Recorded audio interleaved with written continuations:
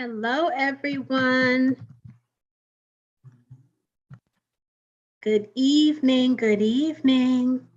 Hope you all are doing well. Hi, Laverne. Hi, Natasha. Hi, Alice, Angela, Elizabeth, Kimberly. All right, all my early birds. Laurel, let me bring you over. I see Cherie is putting us on all of the social sites and sharing us. So hello to Miss Warwick this evening as well.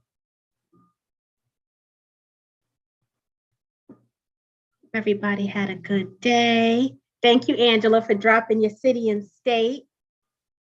There we go. I see them all coming in. Hi, Elizabeth.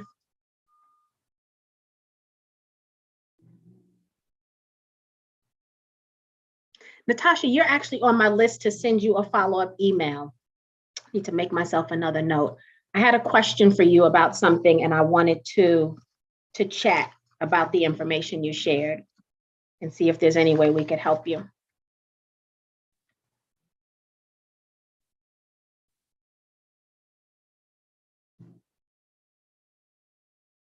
No, Laurel, you should be in. I promoted you to panelist, so now you should be able to jump on. I can see you here in the panelist area with me and Cherie, but you're still on mute and no camera.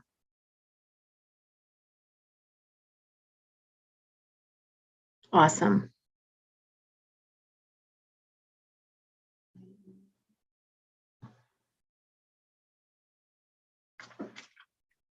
All right.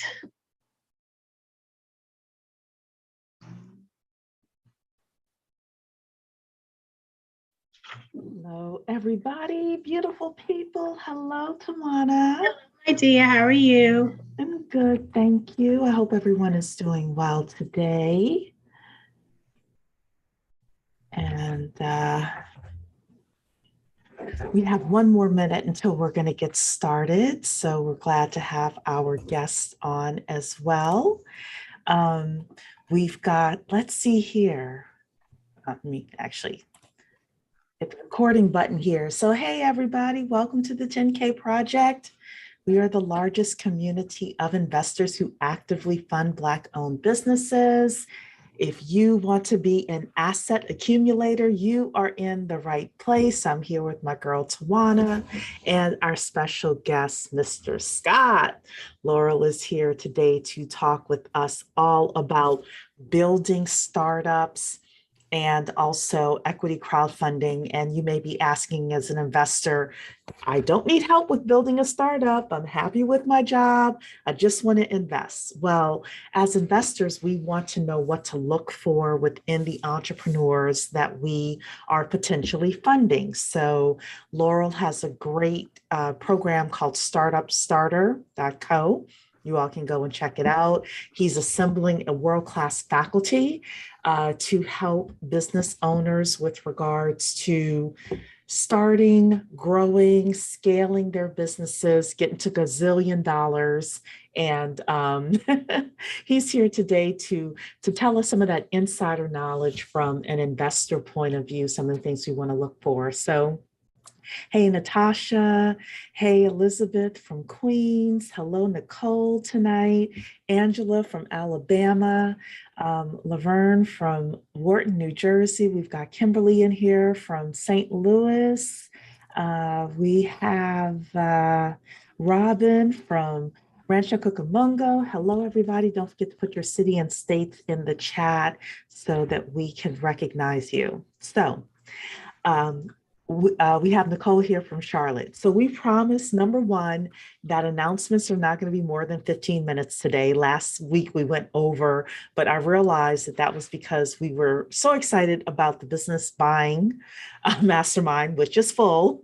So, so our announcements are going to be a lot less. But I do want to start off with just telling a little bit about the 10K project, and then I'm going to toss it over to Tawana so that she is able to tell you more about what we're doing. So We're all about building Black wealth here. And one of the primary ways that we do that within the 10K Project is investing in Black businesses. So if you're new to the 10K Project, we want to welcome you. This is just a little overview of who we are and what we do. If you're familiar with Shark Tank, the show, we're kind of like Black Shark Tank meets Powernomics. That was the way that I had explained it. When I explained to them what we were doing, they're like, "You're Black Shark Tank meets Powernomics." And I said, "Yeah, you're actually right about that." So the deal with us is that Black entrepreneurs are not getting as much funding as any other ethnically founded group out there. There are tons of reasons why most of us know the history, so we're not going to go into that. But whether it's the banks, whether it's angel investors, VCs, et cetera, we are not getting the funding that our entrepreneurs deserve. There was a Morgan Stanley report that came out a few years ago that said that when our businesses are properly funded, that we make just as much money as any other ethnically founded group out there. So we have created a place where you, with small amounts of money, as little as $100, can invest in Black businesses. And tonight I'm going to show you a little bit about how that is done. And then we're also able, through a Powernomics type of ecosystem, we're able to circulate the Black dollar a lot better, or longer, I should say. So in 2012, President Obama signed the Jobs Act of 2012. And it allowed everyday people like you and I to invest in private companies and to be shareholders in those private companies. And we're able to do that through something called equity crowdfunding. Crowdfunding is not new to the Black community. It's when a whole bunch of people get together in order to put money into a pot to help reach some sort of goal or mission within the community. But equity crowdfunding is new because it allows us to be able to purchase shares in our businesses, no matter what the businesses are, whether it's a local restaurant, all the way up to a tech company. Last week, we featured a football association. We've had manufacturing companies come on, et cetera, in order to raise money through equity crowdfunding. And the way that it works at the 10K Project is like this. So entrepreneurs are able to work with an equity crowdfunding portal in order to raise anywhere from $10,000 to $5 million. Now, what's unique about this is that these companies and the raises that they're doing are governed by the Securities and Exchange Commission and FINRA. So we have a little bit of extra layer of protection through the government. And then every week, we feature a Black-owned business that is raising capital. They come and they present their business to us for something we call a Bet on Black pitch. Then and that happens every Tuesday at 8 p.m. Eastern Time. Then you, as an individual investor, gets to listen to the pitch. You get to review their business plan, research the company and the industry. And if you like that business, you as an individual are able to invest in that business in exchange for equity or shares or partial ownership in that business. And if the company makes it big, then the crowd, i.e. the crowd of investors, shares in the profit. If not, investors only lose the money that they put into the company. So this is the whole Black Shark Tank thing I mentioned. But let's talk about Powernomics of it all. So let's say these companies raise a couple $1 million, and they raise it from investors in the community. You, I, Tawana, Laurel. They're usually raising this money in order to do marketing, in order to hire people, in order to buy a building and fix it up, et cetera. We have experts in our community, within the Black community, that can help with these things. They can be full-time employees, part-time employees, interns, construction builders, et cetera. So what we have within our organization is an expert directory. Any member of the 10K project is able to add yourself to that expert directory. And as the entrepreneurs raise money or as investors just need assistance with something, they're able to come to the expert directory. It's again part of your membership, and they're able to find you, and they are able to reach out to you directly and potentially hire you for whatever goods or services you offer. So again, anybody from construction people to shea butter entrepreneurs, anybody and everybody can add your information into the expert directory. And this is how we circulate the Black dollar longer in the economy. So with that, I'm going to toss it over to Tawana to talk about our membership. Awesome. And I'll just tag on just one other thing. We do have a call out right now from a founder asking if we know any chief revenue officers. So if that's something that you believe you would be good at, are good at, do it, looking for another opportunity, please send me an email at trivers@the10kproject.com, because founder actually called me a second time and said, hey, T, did you find anybody yet? So he's really eager to find someone to fill this position. Becoming a member. So for those of you who are not yet members, membership, I believe personally, is very reasonable. One of the things we wanted to do is minimize the barrier to entry, right? We're always talking about the seat at the table and being in the right room. And sometimes those opportunities are available to us, but we can't necessarily afford to be there, right? And so when we started 10K, we really wanted to make it affordable. And so gold membership is right now $100 lifetime. So one time you pay $100, that gets you a seat at this table, right? Gives you access to the Bet on Black pitches, gives you access to all of the webinars and the experts that we bring here, allows you to put your information in the expert directory. Now I can tell you a little secret, that price is going up. In a few months, that price is going to be up.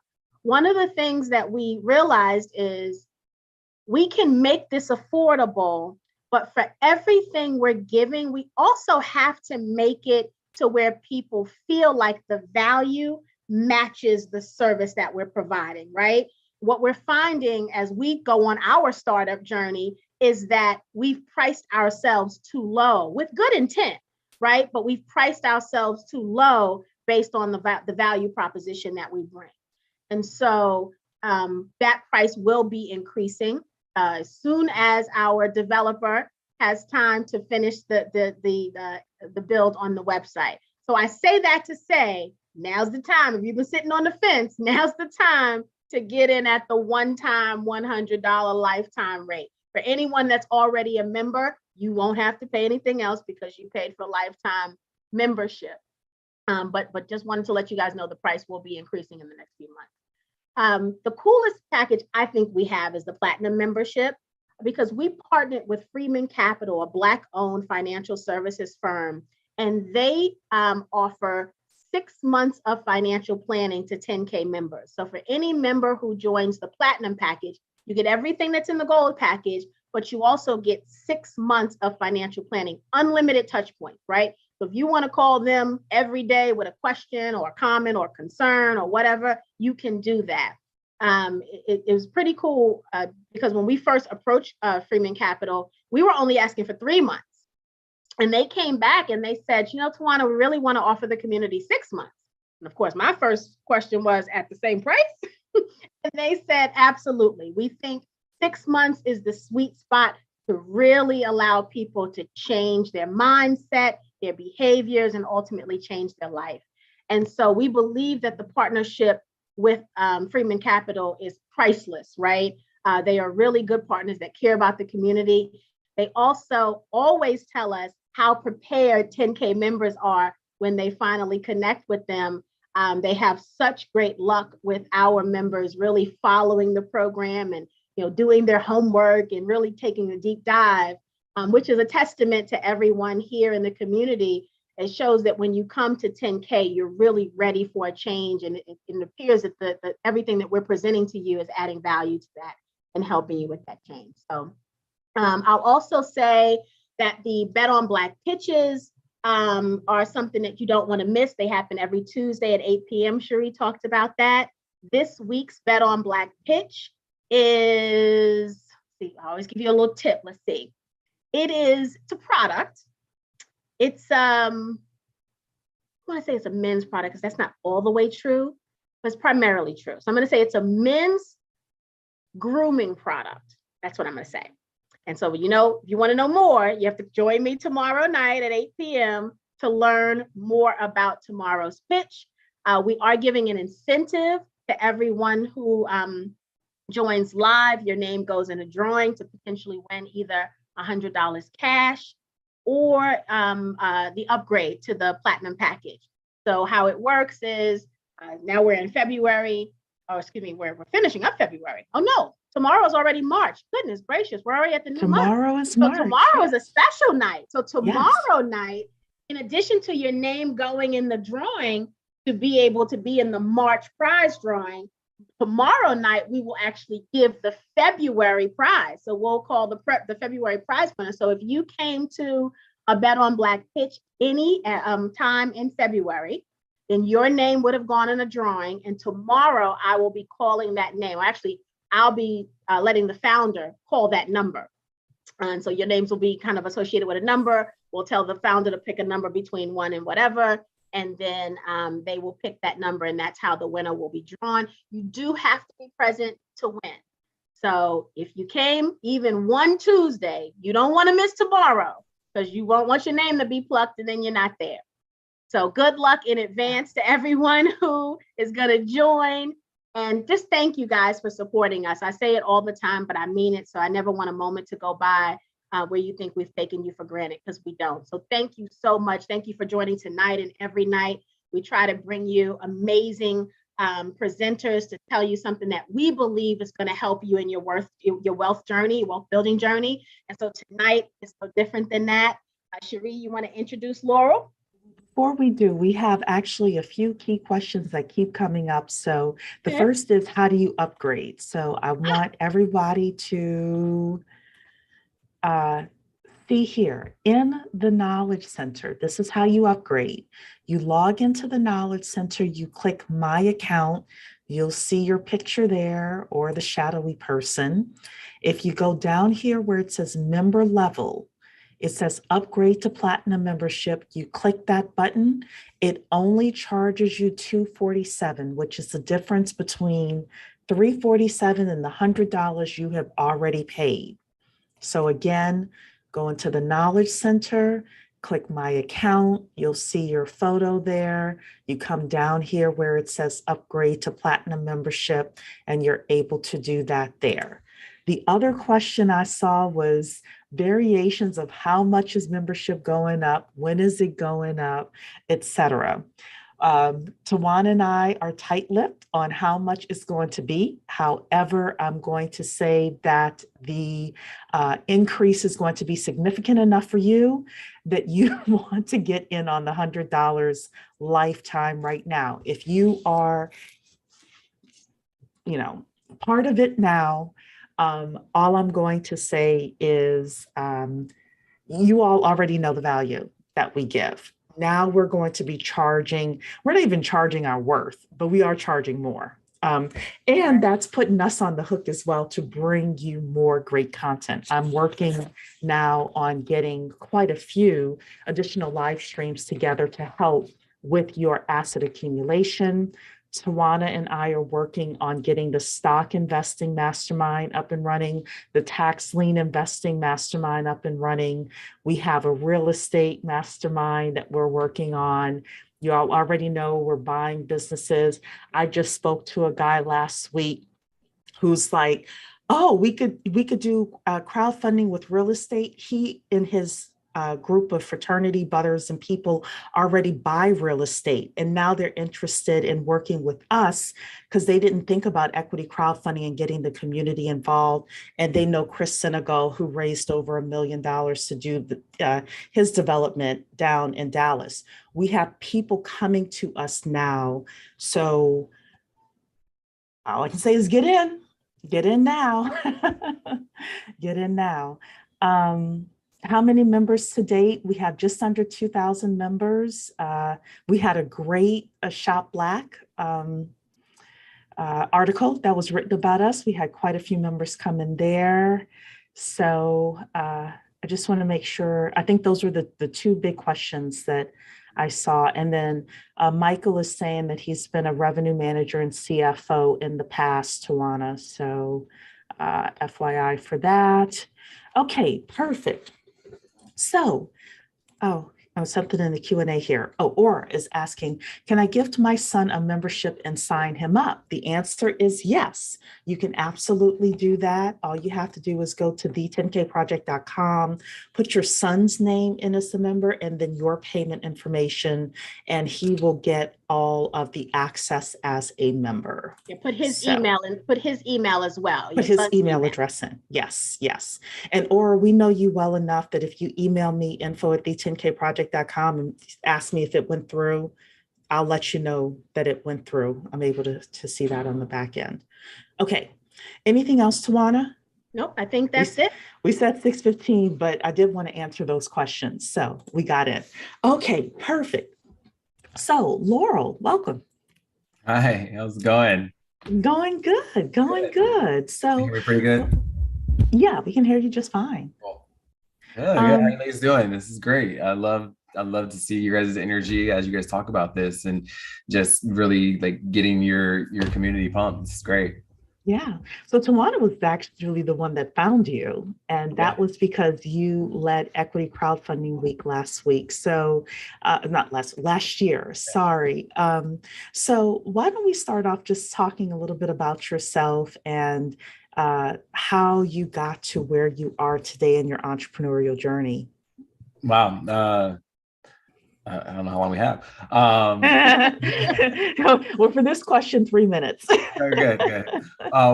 Good evening, everyone. My name is Lorel Scott. It's mostly evening where you guys are at because I am here in the lovely Los Angeles, California. I am the co-founder and CEO and head of global partnerships for StartupStarter. StartupStarter, we are basically revolutionizing and modernizing business education.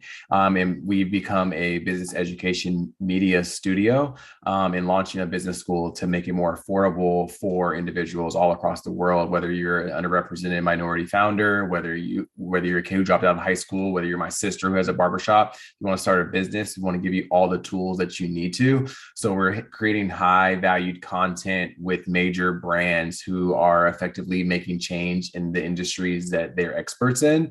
That's whether they are companies of finance, if they're HR, whatever it is. We're putting that content out there to make it more accessible for people to learn.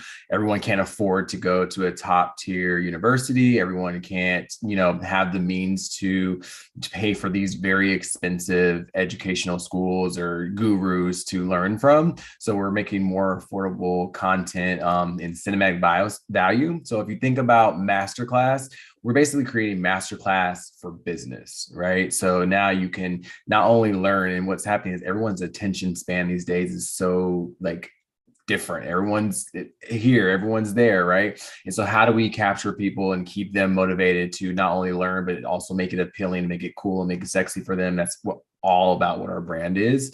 And equity crowdfunding just falls in line with that. It's complete alignment when it comes to the educational piece of it. You spoke about the Jobs Act that Barack Obama's administration passed. That was a huge way to uplift just the everyday middle class community, right? Middle America, of how they can access capital without having to be an institutional investor, and how they can now use their community to do it. So GoFundMe was a cool thing, but now, even though this is more regulated, this really allows us to tap into our community, right? We solve for different things. We have different things that we not only invest in, but also that we create. And so how can we come together and invest in these companies? And so equity crowdfunding allows for that. The industry also didn't see a coming together of this size in about 10 years, right? As they went through all the legislation and everything that was going on, there had not been a big a conference like this. So we brought together last year every single major player in the entire industry, from Start Engine to WeFunder to everyone in between, to come speak on this conference. And now we're here again. We actually just settled this week on our location for 2022 Equity Crowdfunding Week. It will be in person, also with a hybrid virtual option as well. But we want to get as many people here. We're partnering with an amazing organization. I can't say the name yet because we're still working out some things on that end, but the ladies kind of are familiar with the opportunity. Major organization that's really focused on Black, Latinx, and Hispanic founders. We're partnering with them to be the lead sponsor for 2022 Equity Crowdfunding Week, and we have an amazing venue. This year we'll focus on a little bit of everything from NFTs to crypto to cannabis, blockchain, everything in between when it comes to equity crowdfunding. Fashion, we'll have a fashion show this year, we'll have an NFT art show this year, we'll have a comedy show, we'll have concerts, it'll all be live, and a very much well put together experience. So a little bit about myself. StartupStarter, we're pushing forward. Fantastic. So earlier today, everybody, I sent the newsletter out and I had talked about the fact that the rate of failure for Black-owned businesses is unfortunately at an all-time high. Black entrepreneurs launch thousands of new businesses every year. We actually happen to be the demographic with the most businesses that we're starting, yet we still seem to have an 80% failure rate within the first 18 months versus our counterparts, which have about a 38% failure rate. So what are some of the things you think that Black businesses need to learn, are doing, are not doing? And this could even be for people who aren't raising funds, because we have people in here who are entrepreneurs who aren't raising funds, but they want to figure out during the first 18 months how to help their business survive. So what are some of the things that you think? Yeah, and it's crazy because when you sent me that article, I was reading it, and just that 8 to 10 ratio, eight out of 10 businesses fail, and especially Black-owned businesses fail in the first 18 months. If you think about it, the rate of failure among startups and businesses in general is high, right? But it's even higher in our community. So that was very telling when I looked at that. What I really pulled from that, just taking what was in that article and also just, my own experience, I mean, just kind of put it out there. I've been a full-time entrepreneur for next week, 1 year, completely full entrepreneur, right? I've always worked in corporate America. I've worked in consulting. I've done all those things. And for me, the biggest piece for an entrepreneur right now, especially if you're a minority entrepreneur, the opportunity has come because of COVID for us to take that leap of faith, right? The leap of faith is a huge piece in that, because what happens is we don't have the networks or the community or the family and friends, right? So we have to take that leap of faith because we're living on our jobs, our salary, our credit cards, our personal loans to be able to launch this idea or this company that we're going after. So for me, that's been the biggest thing for me, because it's like, okay, I don't have that comfortable check anymore, right? But I'm taking a leap of faith because I believe in what I'm doing and all the things that I'm doing. And also, like, the biggest piece, I think, that a lot of minority founders, because there's such this stigma and unbiased, unconscious bias around minorities and raising capital and getting money and building businesses, I think that what's happening is, like, a lot of these founders do not know where to start.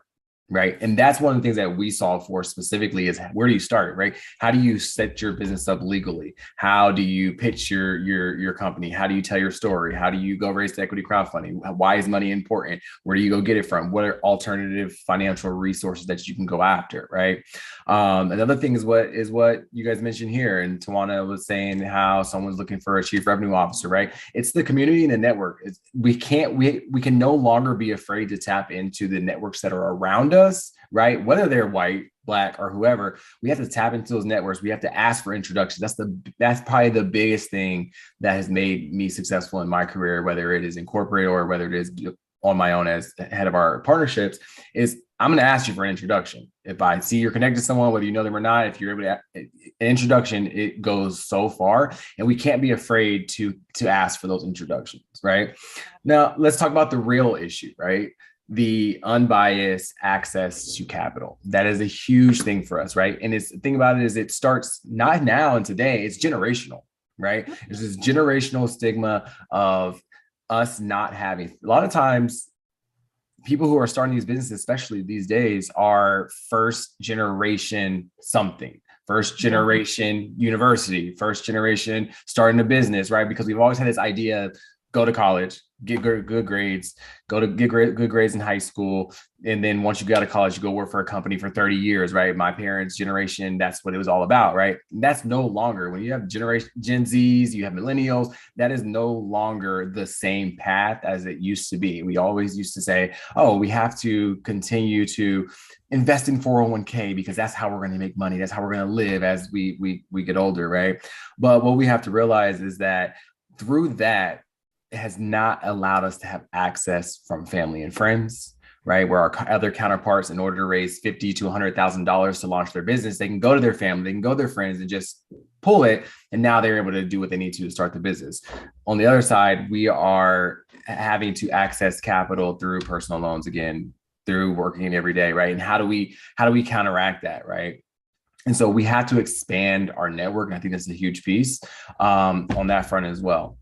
Some of the more fundamental pieces that we have to do a better job at understanding is we have to really understand our product more and where that product market fit is, right? And it's not just the product market fit. How do we get our product to market, right?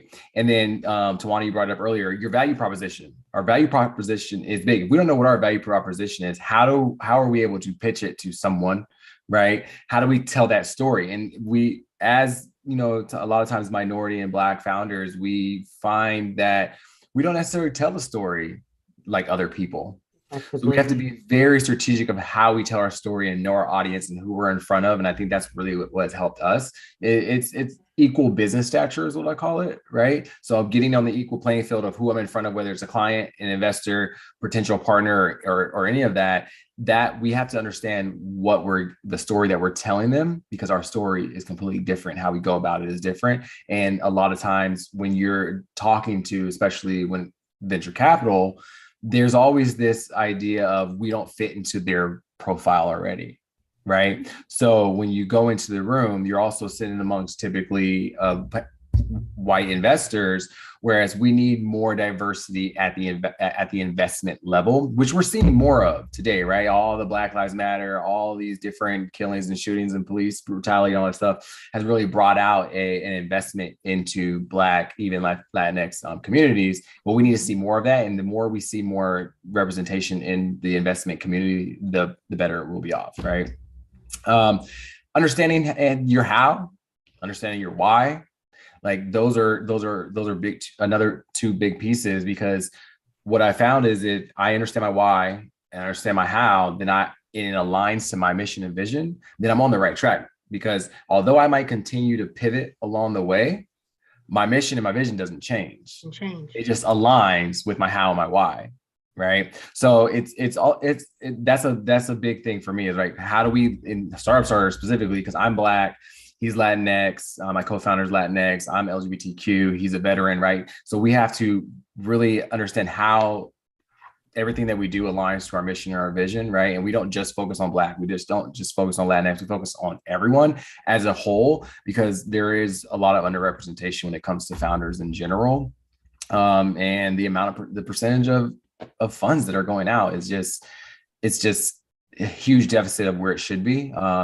They keep saying it's getting better, but still the percentage that's going to Black founders is not going up at a rate that it should be, when, let's be honest, we've contributed a lot to how the investors got their wealth from the beginning. You know, you go back in history, let's be honest, right? You can say, we've had people say, just blurt it out on it. We've been instrumental in building this country, but we don't. We were the labor. The wealth, right? Mm-hmm. That we helped create. I mean, we a lot of times raised their kids and taught them how to read and all these different things, but we still fed them from our bosoms. I mean, we can go listen, all the things. Yeah. Mm-hmm. So you can go on and on about like what and how we got here. But the question is like, where are we going next to make that change? And I think that there has to be more organizations like the 10K Project that are getting involved in creating communities like this, right? Like Bet on Black pitches and things like that, to help just get the word out there, right? We're putting together an amazing masterclass series specifically around Black, Latinx, and Hispanic founders, the first Black accelerator that's ever existed specifically, right? That allows you to come and be a part of this content in partnership with a major organization again. 10K Project is going to be a part of Equity Crowdfunding Week again this year. Sherry has joined the board. So she's on the advisory board to represent our minority community and our Black founders in this year's Equity Crowdfunding Week. So it's a big piece. Yeah, so I want to say some things that are, yeah, I'm going to stir it up a little bit here. Okay. Not everything. So trust me, Twan, I'm not going to be a 10 with this. This will be an 8. This will be an 8. It'll be fine. You said a lot. So the first thing is I was reading an article in the Wall Street Journal about the fact that there was a spike in funding that was going to Black founders after George Floyd died. That is starting to decrease. Mm-hmm. So and we knew it would.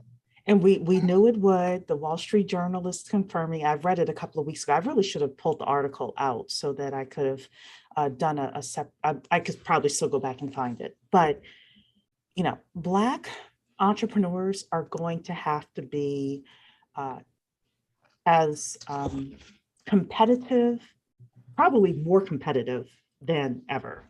I remember when I was growing up, my grandparents drilled in me, you're going to have to be 3 times better to get half as much. How many? Put a 1 in the chat if you grew up with that. 3 times better to get half as much. I think that we still have to live by that no matter what. The other thing is that I will say this as somebody who is a business plan writer. My white and my Asian clients are willing to pay for somebody to help them develop their story so that they can pitch. I don't think it's necessarily that the Black entrepreneurs can pay, because my rates have risen over the years, but they don't necessarily have the funding, or they think, oh, I need to go and get this flashy marketing person to do XYZ for me, or, sometimes a branding person. No disrespect to like branding or things like that, but being able to tell your story, and being able to say it, whether you have 10 seconds, 30 seconds, coffee, or a full, 5-course meal, that is a talent. Number 3, a lot of the entrepreneurs that I see don't practice their pitches. Now, we're fortunate at the Bet on Black pitch because they do. But a lot of it is, we're not practicing our pitches. The final, 2 more things I'll say here. We also, and Laurel mentioned this in a way, I've talked about super teams before. We're starting businesses that unfortunately have lower profit margins than our counterparts. I love, y'all know my t-shirt businesses and my barbecue sauces. I know I talk about it, but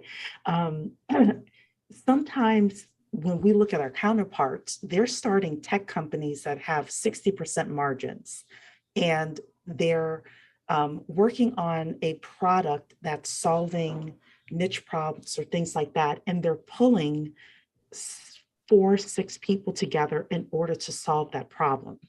And because of that, they're a little bit more attractive to the people with money. Let's just be real. Excuse me. And then the final thing that I'll say is I've had a lot of failed businesses before. Tawana knows I'm a go out there, jump, see what happens person. And I'm okay with shutting something down 7 months afterwards if it's not working. So I do think that it's okay to be that as well. Now, I don't use other people's money usually for that. I always try to start off with, hey, can I get this started for $500 or something like that, and get going. What I'm trying to say is there's nothing wrong with failure in business.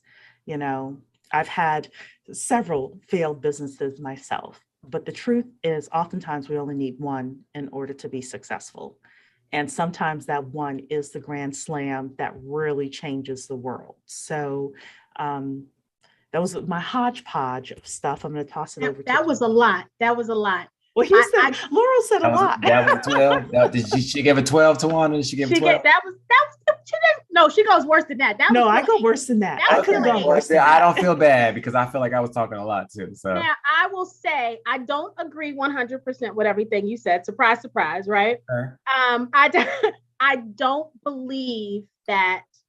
I believe we are still out there building the tech companies. We see them almost every Tuesday, right, on 10K. So I think the difference, though, is that the t-shirt businesses, right, get more social kind of airtime.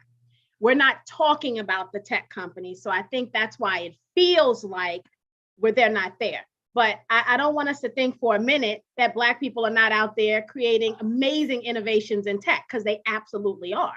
They're solving problems that have been going on for generations and nobody tackled them. And we're going in and we're tackling them.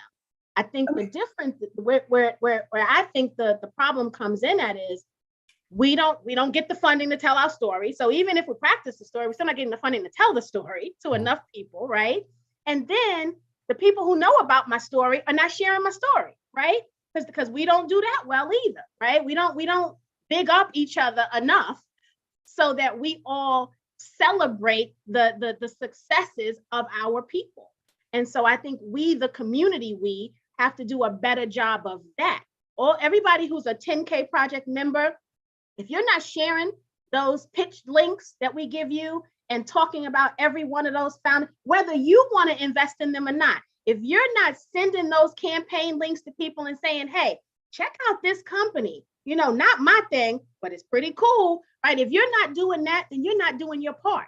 And we're part of the problem. We can't blame everybody else for some things until my mother used to always say, make sure you take care of your first, right? And make sure in front of your front door before you start talking about or worrying about somebody else, right? Make sure your stuff is straight. And I think we have to do a better job of that as well. So I'm going to disagree with you about the tech well, I'm not going to say I disagree. I would like us to have a statistics session one time where we look at the breakdown because yes, you are absolutely right. We have our techpreneurs out there. We do. I just wonder if when we compare the percentages of businesses, at least the stats that I'm reading, we're starting a lot of service businesses and we're starting a lot of, there's a couple of NAICS codes where Black people start the majority of businesses. Like personal care or something like that. I'm sorry? Like personal care or personal care and things like that, which tend to be lower margin. Restaurants, I get a ton of calls from Black people that want to start restaurants.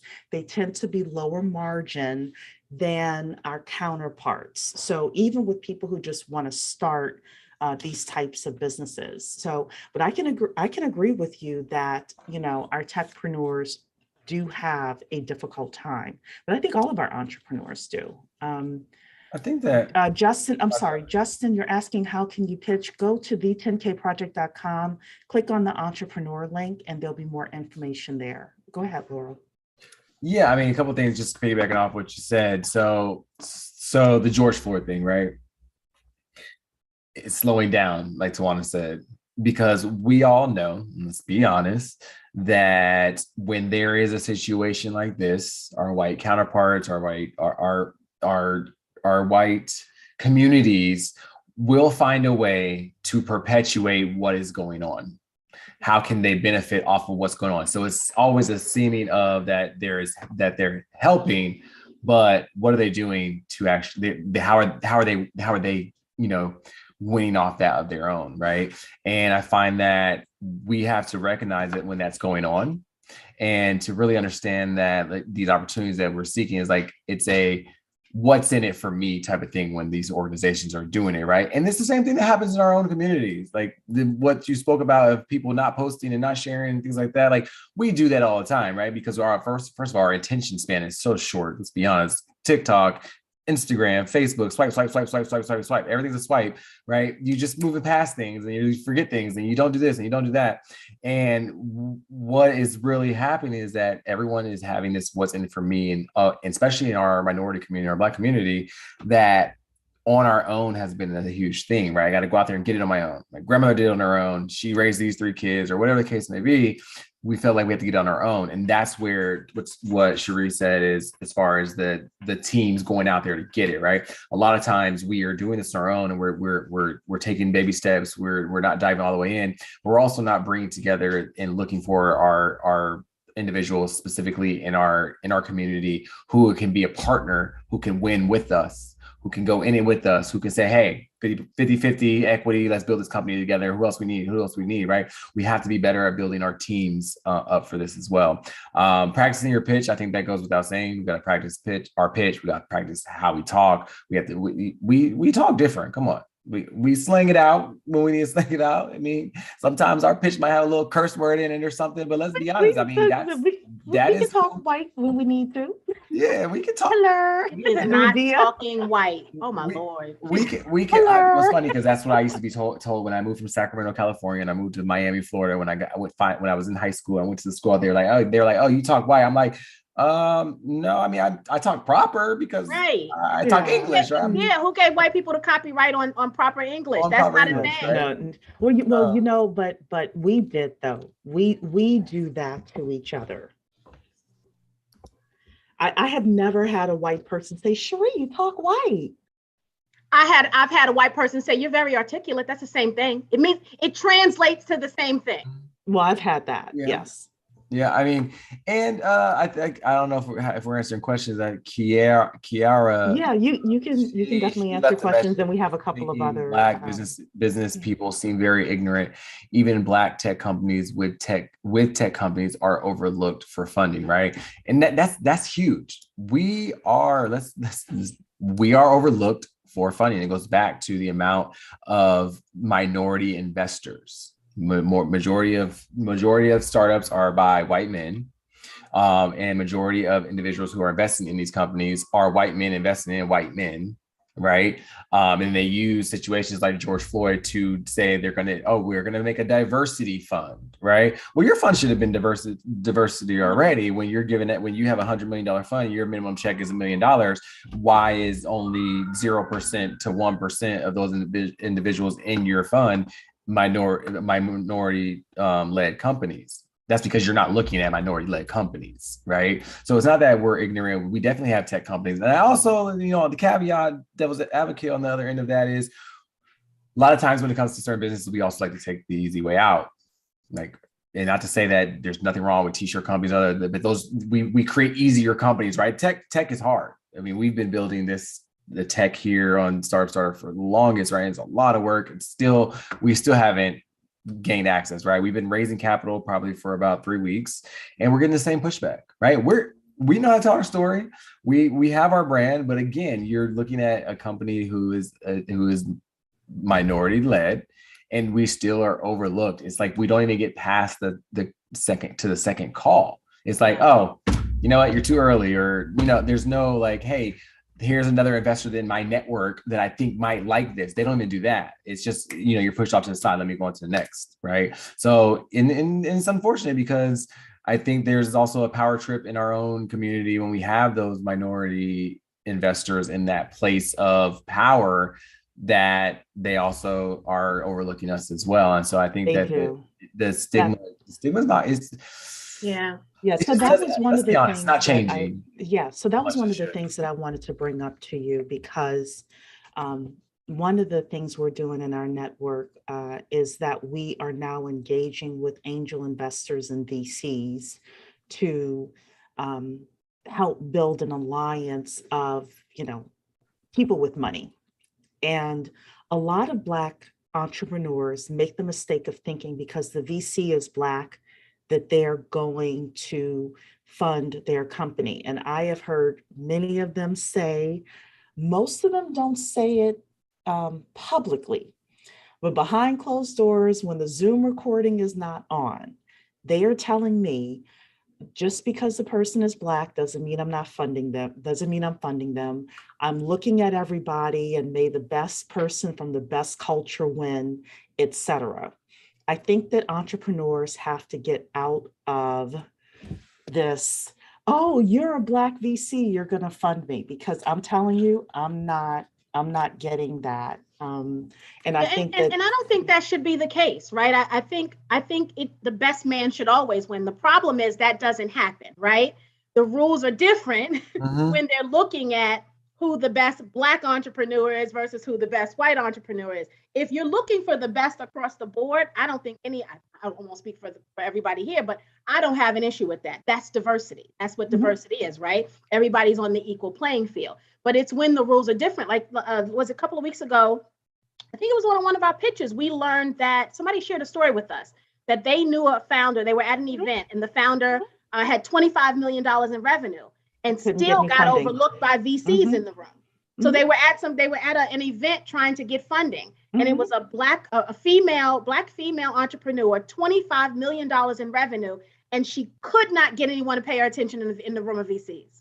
Do you know why? Do you know why? Your audience here, your audience. But do you know why? So I tell everybody, and this is like the Kevin O'Leary thing, but all of my investors say the same thing to me. There are 3 reasons why I won't fund you. And this is any investor, whether you have $100 or, $20 million to put in. Number 1, I don't believe in your product or service, or that there's product market fit. Number 2, I don't believe in your team and that your team can actually build and grow this company. And number 3, your numbers don't make sense. No matter what, it fits into one of those 3. And number 2 is for most of us. We could have the greatest product, our numbers could work, and yet if they don't think, whether it's because we're Black, whether it's because we're female, whatever it is, if they don't think that we can actually do it, then we're not going to get funded. That's the reason why the Calendly CEO hid the fact that he was Black. And people are saying, I think you were one of the ones that said, Twan, it's a shame he had to do that. I felt bad for him that he had to do that. But I understood it, because he would not have the $1 billion valuation today if he didn't do it. Let's be real. Yeah. So the question then is, let's bring it, home to what can we within the 10K project do in order, and partnering with Lorel and his company and a couple of other companies. What can we do in order to solve this? Because many of you know, I always say we're going to have to start investing in ourselves. Nobody else is going to do it for us, enough for us to get on parity. So there are different levels of investing. There are some investors that I'm talking with now that are like, good, your organization can get the seed round together for these companies so that they're able to create their beta product, they're able to get some sales, and then I'll take them when they're revenue producing. There are some that are like, yeah, they could be revenue producing, but I need them to be at a certain amount of money before I'll even take a look at them. I personally think we need an ecosystem, like a strong enough tested ecosystem, that if a company gets to X, then that investor definitely takes the baton and definitely works with that company to get to, $100 million, $1 billion, whatever, because we no longer have this thing of, we have never seen a Black-owned company get to $1 billion. Calendly proved it out. There was another company that was sold last year to, I think it was Amazon or something like that, that went to $1 billion. Got to find that company's name again. We have a guy, Joe Anderson, coming in May, who has bought $1.6 billion in acquisitions, right? We're breaking down these barriers, but now I think we got to believe in ourselves, and we have to basically the supply chain of funding. I just thought about that. Just like we're talking about owning the supply chain of manufacturing, agriculture, technology, I think we need to own the supply chain of funding. When I say own it, I mean build it, Yeah, it's really, while you're talking, I'm looking at your guys, the chat here, and everyone that's leaving stuff. And your guys, I love how involved you're and passionate that your group gets here, from Kevin Stewart to Diane, Alicia Smith. Your group is really intense to what can we do better. I think that someone mentioned it here, Michael Evans. Ecosystem, right? 10K project is creating an ecosystem for us to be able to change these different narratives, right? To be able to put back more into our communities, and really be a part of what we're growing together, right? The only way that we can create this generational wealth, only way that we can continue to be able to move forward and manifest all the things that we want for our community, is working together more, taking a better key understanding, right? And there's a huge lack of education and educational access, right? Post high school, post grad, right? And even if you are someone who has went to, got a degree, and then you went to get an MBA, I've talked to several people who still do not know how to launch a business. Kevin mentioned, in terms of resources, Kevin over here mentioned about no code, right? The no code movement in tech. That is huge for us, right? When it comes to being able to afford stuff. You're talking about Canva, building your own website on Wix, creating your own app, right? There's so many resources out there. If you guys want to, please definitely subscribe at the bottom of StartupStarter.co for Equity Crowdfunding Week. Not only that, reliving 2021 Equity Crowdfunding Week, you can actually go back and watch the entire conference. Cherie is on it as well. But not only that, for no code, we did a whole 2-week conference on no code. So if you're interested in learning more about no code and you want to see that conference or some videos from that conference, please reach out to me directly. I'll drop my information here in the chat. But there's just more that we can do in coming together. And I think that I'm so proud of what you guys are doing. That's why it's very important. They are literally the only ones that are pursuing Black for equity crowdfunding. And the thing about it is, equity crowdfunding was created for this purpose, for us individuals. But let's be honest, you still have the platforms that you got to go on, or which are mostly white. You got to get approved by them. You got FINRA. You got all these different things that you got to go through to get that. I think that is very important for us to get more education, which is what we're doing here. More education out for individuals of color and our Black counterparts to understand equity crowdfunding more, and then continue just looking out for what we're doing to bring more education awareness around this. And we are in this for a long haul. StartupStarter is going to continue doing Equity Crowdfunding Week, and we want to make sure that it represents people that look like us, that feel like us, and that are in it as well. Yeah, and I love, personally as an entrepreneur, I love what StartupStarter stands for, because I've only been an entrepreneur for 4 years, right? Cherie's been an entrepreneur for decades, but I've only been an entrepreneur for 4 years, and there are some, very intricate details to being an entrepreneur that you don't learn every day, right? You have to know specifically what they are and how to navigate them. And so I love that you're providing that. The key, though, is we have to show up, right? So when we talk about what needs to happen, so we have to show up. So from an entrepreneur standpoint, we've got to show up when programs offer the kind of training and education you're going to provide, right? So that you can continue to provide it. And we've got to show up as a community from an investor standpoint and from a support standpoint as well.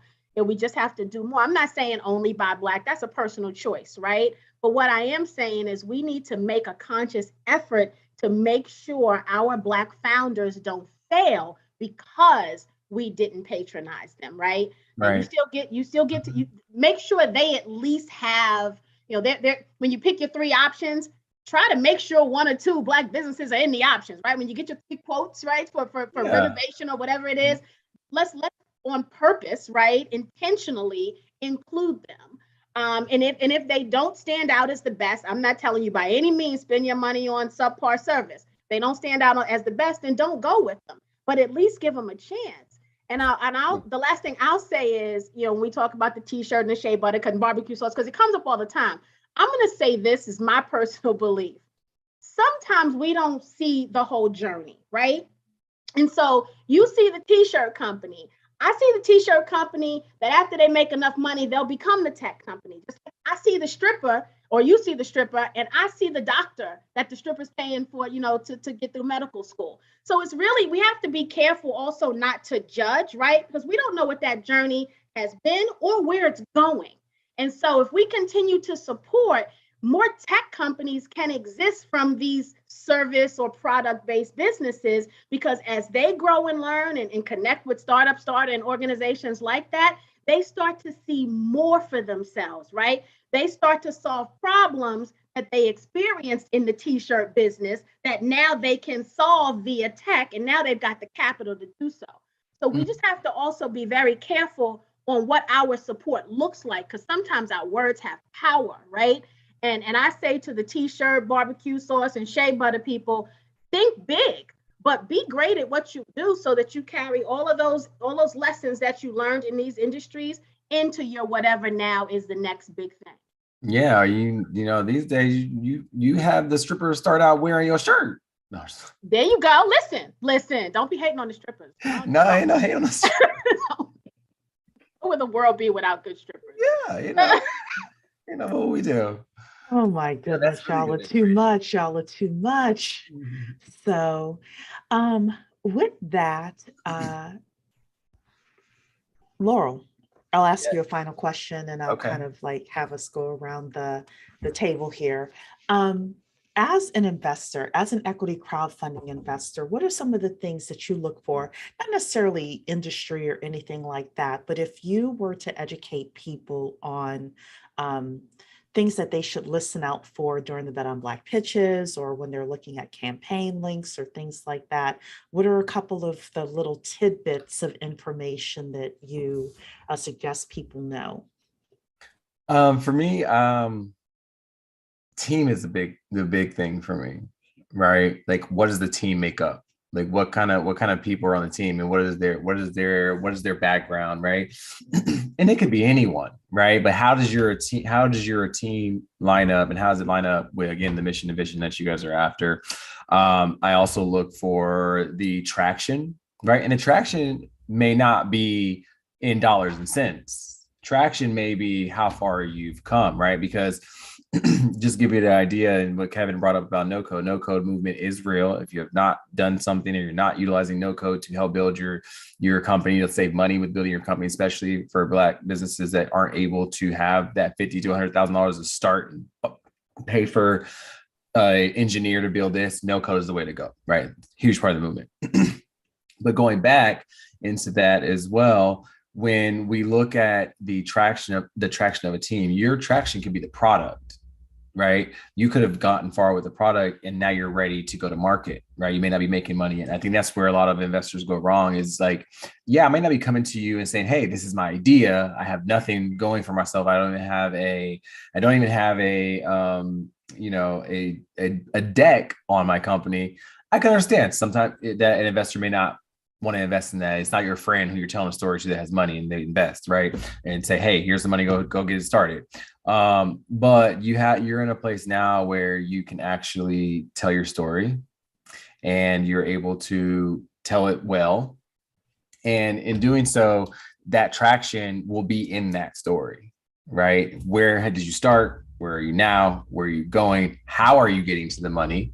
Right, should also be where we're able to like have investment, because when you're getting these investors, you also want to be strategic about who's in your investor. Don't jump at the first money, right? We always say that good money, right? All money ain't good money. Yeah, that's saying right there, right? All money is not good money, right?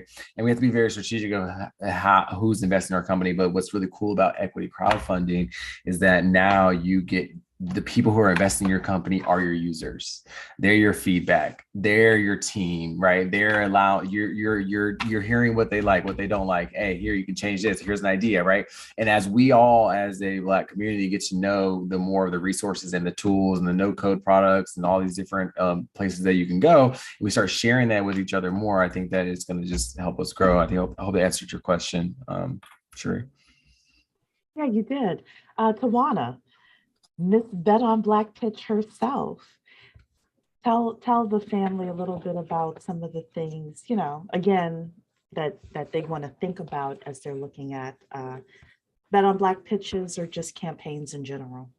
From an investor standpoint, I never want you to be distracted by, the gold and the glitter, right?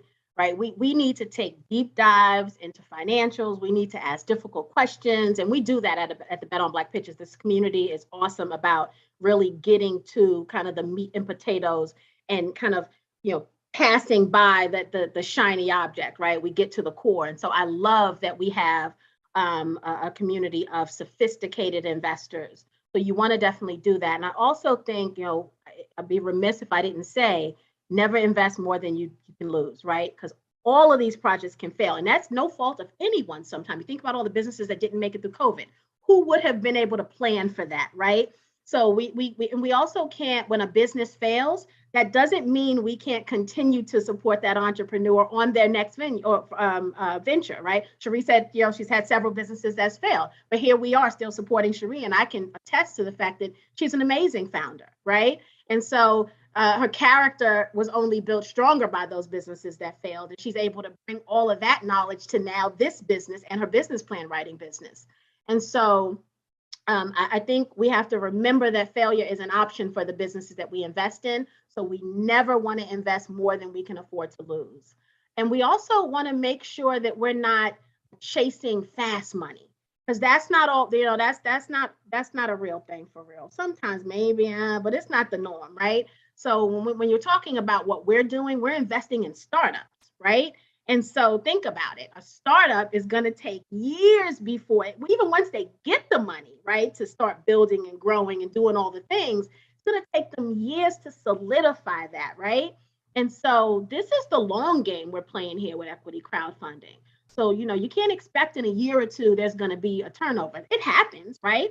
Sometimes businesses, by the time they come on an equity crowdfunding campaign, they've already been in business for a lot of years. And so, it may seem like it was a quick turnaround, but just know that most of the time we're looking at 7 to 10 years here.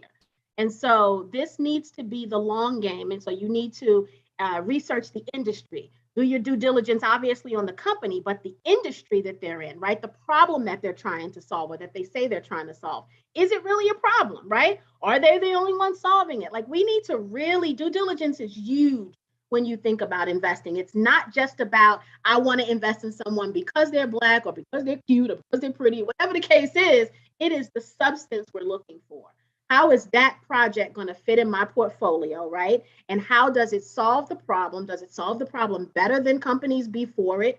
Or that, how much are they looking in the future also, right? We ask a lot of questions about exit strategies. We ask a lot of questions about future growth plans.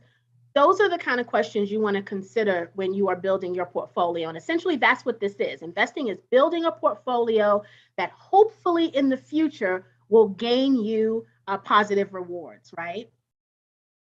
Yeah, absolutely. So, for me, I go back to the basic, really 4 things for me. Number 1 is, do I believe in the product or service that you are offering? Number 2 is, do I believe in you and your team can do it?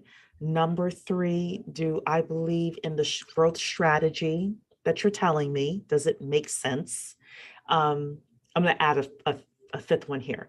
Number 4 is, do I believe in your stick-to-itiveness as an entrepreneur? It's not so much the growth strategy, just overall. It's like Tawana was saying, nobody, predicted COVID, right?